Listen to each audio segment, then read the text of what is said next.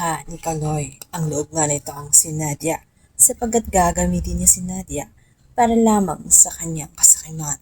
Dahil sa pamamagitan ni Nadia, mapapasunod niya ito at matutulungan siya nito kung paano kunin nga itong si Makmak. Nakita kasi niya na itong si Makmak ay talagang gustong-gusto ng mga netizen at ng masa.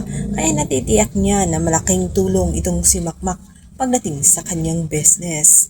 Wala talagang plano itong si Kaloy na tulungan itong si Makmak kundi para lamang sa kanyang sariling interest.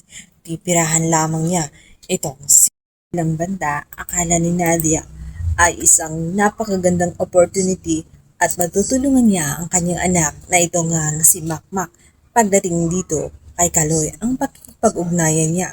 Subalit, hindi niya alam na sa kanyang mga ginagawa ay pinapahamak lamang niya itong si Makmak dahil nga sa wala naman talaga itong pagmamahal pagdating sa kanyang anak.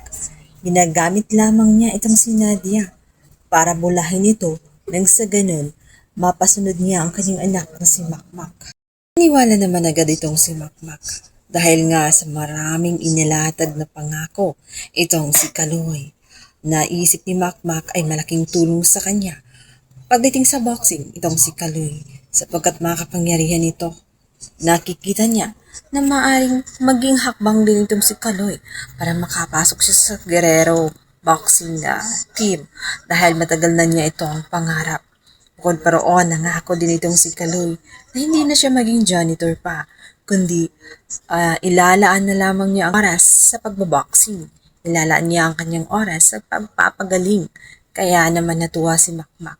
Ngunit ang hindi niya alam, ang lahat ng iyon ay hindi libre sapagkat may kapalit ito na hindi pa na nila nalalaman na sa dulo silang mag-ina ay mabubulaga na lamang. Dumating na ang kinakatakutan ni Mang Nonoy kung saan mang-aakit na nga itong si Kaloy at magugulat na lamang siya sapagkat bago pa man magpaalam itong si Makmak ay nagagawa na pala ito ng desisyon.